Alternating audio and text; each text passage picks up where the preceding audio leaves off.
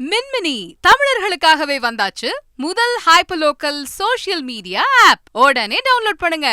சென்னை அசோக் நகரில் விடுதலை சிறுத்தைகள் கட்சித் தலைவர் திருமாவளவன் சற்று முன் செய்தியாளர்களை சந்தித்தார். அதனை பார்க்கலாம். அதன் அடிப்படையில் காங்கிரஸ் ஏற்கனவே ஒரு கட்டம் பேச்சுவார்த்தை நடத்தி இருக்கிறது. நாளை மறுநாள் இடதுசாரி கட்சிகளுக்கான பேச்சுவார்த்தை நடைபெற உள்ளது.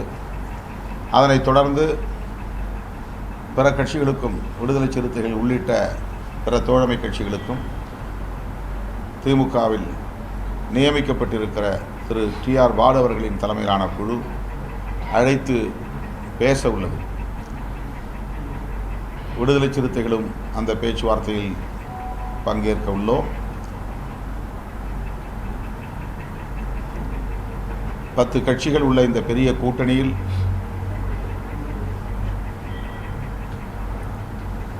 கட்டுக்கோப்பாக தொடர்ந்து 2019 இயங்கி வருகிற இந்த மெகா கூட்டணியில்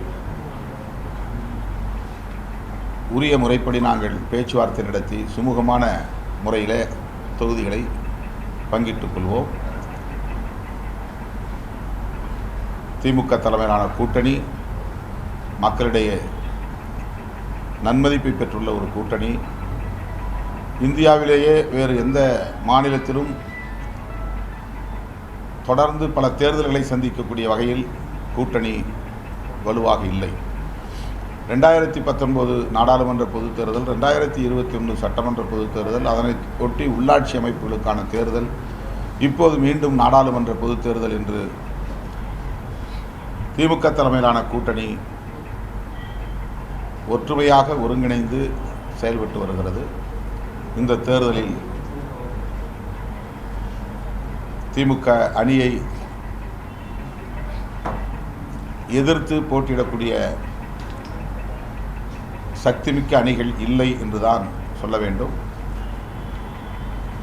மக்களுடைய வாழ்த்துக்களோடு மீண்டும் திமுக கூட்டணி தமிழகத்தில் பெரும் வெற்றியை பெறும் என்று நம்புகிறேன்.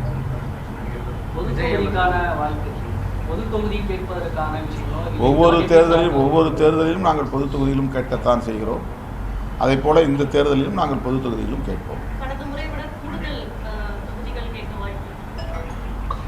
ஒவ்வொரு முறையும் நாங்கள் கூடுதலாக வேண்டும் என்று தான் கேட்கிறோம். கூட்டணியில் பல கட்சிகள் இருக்கிற நிலையிலே நாங்கள் எல்லா கட்சிகளோடும் அரவணைத்து தேர்தலை சந்திக்க வேண்டிய தேவை இருக்கிறது. அதன் அடிப்படையில் தொகுதி பங்கீடு நடைபெறும்.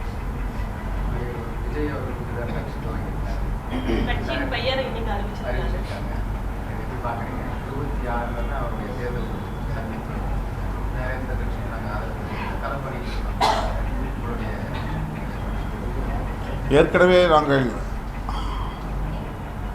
நடிகர் விஜய் அவர்கள் அரசியலுக்கு வருவதை பற்றி கருத்து கூறும்போது வரவேற்றிருக்கிறோம். ஜனநாயகத்தில் மக்கள் தொண்டாற்றுவதற்கு எந்த கட்டுப்பாடும் இல்லை. யாரும் எந்த நேரத்திலும் அரசியலுக்கு வரலாம், பொதுமக்களுக்கு தொண்டாற்றலாம். அதுதான் ஜனநாயகம். அந்த வகையில் நடிகர் விஜய் அவர்கள் இன்றைக்கு கட்சியின் பெயரை அறிவித்திருப்பது வரவேற்புக்குரியது. வரவேற்கிறோம். ஊழல் நிறைந்து இருக்கு, மதவாத சக்திகள், சாரியவாத சக்திகள் பிளவுபட்டிருக்கு. ஸோ அதனால் என்ன அப்படின்னா புதிய அரசியல் கட்சி தேவை. மக்கள் அதை விரும்புகிறாங்க. அதற்காக தான் தேர்தலுக்கு வரும். சட்டமன்ற தேர்தல் தான் எங்களுக்கு இலக்கு அப்படின்ற விஷயங்கள்லாம் சொல்லியிருக்காரு. மாநில உரிமை இதெல்லாமே அவசியம் அப்படின்னு. இதெல்லாம் எப்படி பார்த்தீங்கன்னா அதுக்கான தேவை இருக்கா? ஊழல் நிறைந்திருக்குன்னா எப்படி அவரை நம்பி அணிதிரளவிருக்கிற அவரது ரசிகர் மன்றத்தை சார்ந்த இளைஞர்களுக்கு அவர் நம்பிக்கையாக கருத்துக்களை சொல்ல கடமைப்பட்டிருக்கிறார். அவருடைய நம்பிக்கை முக்கியமானது. அந்த அடிப்படையிலே அவர் தன்னுடைய கருத்துக்களை சொல்லியிருக்கிறார். முற்போக்கான பார்வையோடு அந்த சிந்தனைகள் இருப்பதாக நம்புகிறேன்.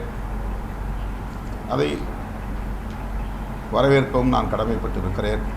ஜெமினி தமிழர்களுக்காகவே வந்தாச்சு முதல் hyper local social media app. உடனே டவுன்லோட் பண்ணுங்க.